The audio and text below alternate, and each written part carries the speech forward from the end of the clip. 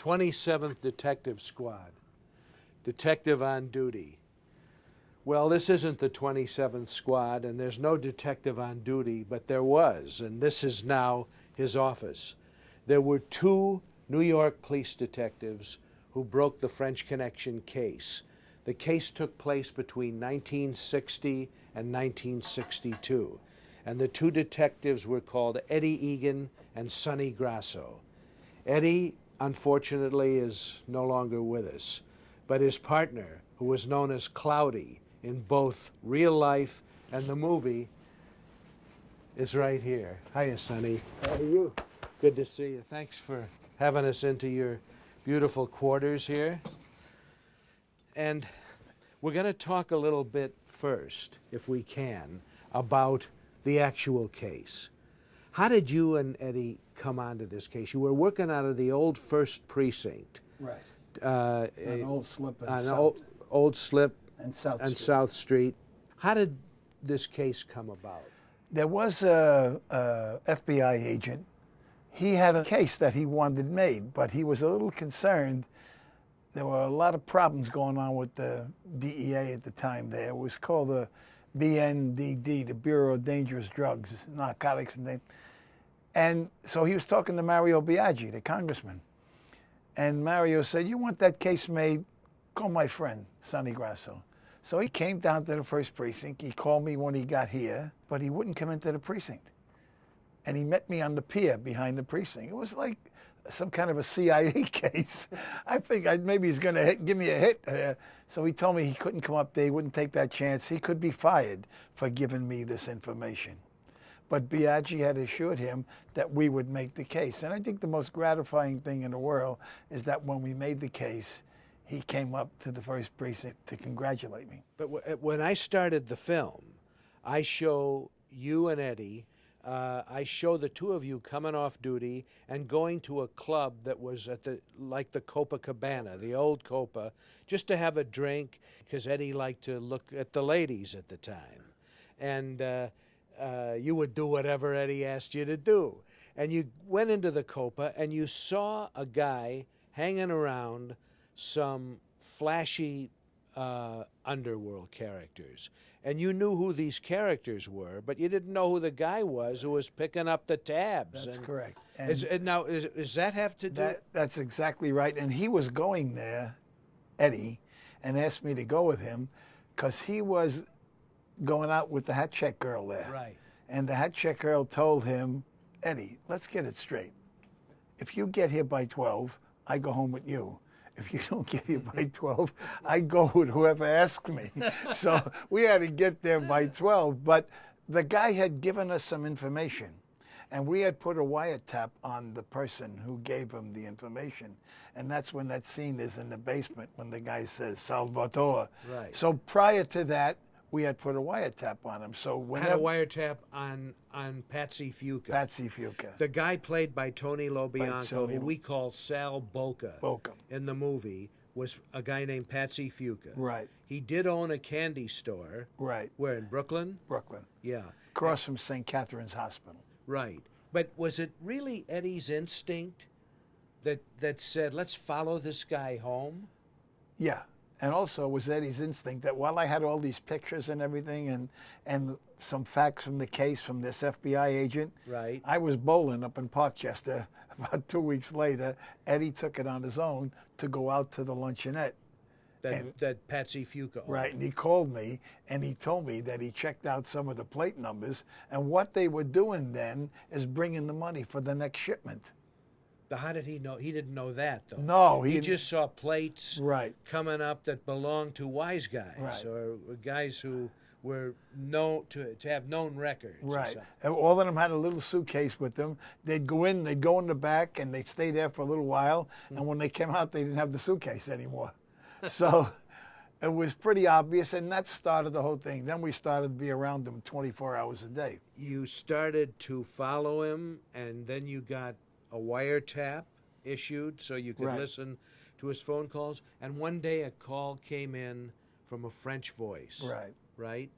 And that turned out to be the fellow we call Charnier, who was Jean Jahan. John Jahan, Jean Jahan was his real name. who was President de Gaulle's best friend as a kid, and he's the He guy. served in the resistance with Right, de Gaulle. against the Nazis. When the Free French Army left, he stayed behind and fought the Nazis. Yeah, that's a little known fact, by the way, from the French Connection case, that Jahan, who's played by Fernando Rey in the film, and we changed his name to Charnier, was a guy who fought in the resistance next to Charles de Gaulle. He was a hero in France. And he was a Corsican, yes? Right. Actually, he's from Corsica, but lived in Marseille, and they used to cut the drugs in Marseille, yes? Right.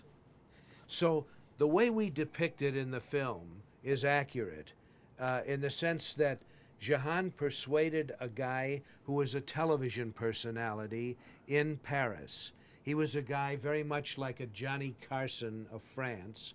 He persuaded him to come to New York with this automobile that was loaded with $32 million worth of uncut heroin. Correct. And he said that he didn't know that that was in there, but during the trial, he copped out. And admitted it. Which got every... The French television star. Yeah, he admitted that he knew something was in the car. He said he thought it was jewelry or something else, but he didn't know it was narcotics. But he Now, he admitted did time. He's one of the few people in the case, and he was a famous television personality who actually did time in this country, yes? Right. Because Jahan never did time, right? No, he died. Jahan died in his sleep in Corsica. Right. And I think Nicoli, his partner, was a guy we may have invented, or was he? No, a no, composer? he was. There was a guy, another name Right. change. He in did the a little film. time too. He did a little time. That's the guy that never spoke one word of English. I knew he could speak English because we had a bug in his room. So and letters went out in French and came back in French. So when we were walking after the trial, I said, "Tell me something. How come you never? I knew you spoke English. From the first time you walked into the Waldorf Astoria, I got into the booth next to you, and I knew you spoke English." He says, "Well, let me tell you. The first question you ask, what's your name? If I answer that question, the second question is, where did the junk come from?" So if I don't want to answer the second question, I don't answer the first question. And we called him Pierre Nicoli in the Right. film, and he was played by a great French actor named Marcel Bazoufi. How close would you say the movie that we made comes to the actual case, remembering that the case took you guys almost 2 years to break, and the movie runs an hour and 40 minutes? Well, I would say it's 90% accurate. And the 10% that's, I would say, is not exactly accurate with the case were things that you saw us do and you put into the movie as part of what a detective does. Well, frankly, what interested me more even in the case was your relationship with Eddie Egan. When I first met you guys, I only knew the story of the French Connection case. I had not read Robin Moore's book at the time. I didn't know all of the details. I did know that it took place over 2 years and involved a lot of wiretapping and following a guy in a car and sitting on him and stuff which was not very cinematic. What fascinated me is the way you guys worked every day out in the street and how different your personalities were. You know, you were opposites of the same coin, but you had the same heart, you had the same goals, you were both totally dedicated to the job. Well, let me tell you, when we first made the case, we were coming to the precinct, and over the police radio, the chief of detectives said, there is the biggest conglomerate of news reporters in the history of the police department at the first precinct. And also, you got a very pissed off district attorney, Morganthorne, that you executed warrants you got in Brooklyn and never told the district attorney in Manhattan. And I understand what now, or maybe soon after that, that if they had an investigation going and we didn't come and tell the DA, we might screw up their investigation, you know? So he says, you better make sure you crossed every T and you dotted every I. And he said, you better school that hole-in-the-head partner of yours, you know, because Eddie would say anything. He had no fear of bosses, judges, people. So I'm really nervous now, and he's driving. So I'm saying, Ed, what do you think? You know, we're approaching the precinct. We're about 4 blocks away. He said, what do I think? I said, yeah, what do you think? He said, I think Ben Gazzara plays you and Paul Newman plays me. So even then, he wasn't one bit concerned. He was thinking of the movie all the time. The movie was the furthest thing from my mind. And I think as it progressed and we met you and Phil, it was, you know, it's a dream. It doesn't happen to people. And, you know, if I had a wish in the world, I wish everybody in the world could have a movie made of them, because you never can experience it, no matter what it was, until you do it. Well, what did you think of Scheider's performance as you? I thought he was terrific, you know, and, you know, little by little as the movie went on, he borrowed my ring, he borrowed my badge, he wanted my watch, he borrowed my gun. He was so into that thing. And I remember one time he said to me, he said, Sonny, after being around Eddie, who, you know, could be a little obnoxious after a while, you know. Not Great, to me, but no, a great partner and a great funny guy. great detective, yeah. But he would drive you crazy. He would, if there was a hard way and an easy way, he would do it the hard way, and he treated everybody equal. Bad, right? You know what I mean?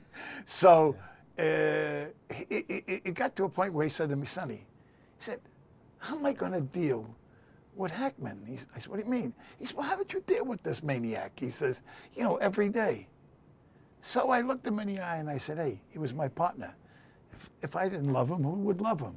And Roy went, that's it. I got it. And I know how close you guys were, but his presence hovers over this film long after his death, in scenes that he's not even in. Because there was a lot to Eddie. He was a tough cop, very tough cop, but he was hilarious. And the humor came to relieve the pressure of the job. He was the only detective in almost the whole bureau who was called Mr. Egan. Yeah. And everybody else was Grosso or Spinoza and Valenti and he was called Mr. Egan. And they used to argue with different guys about being arrested by him. It was like it was like privilege. A privilege to be arrested by him. And I used to tell the guys, captured by Audie Murphy. Right.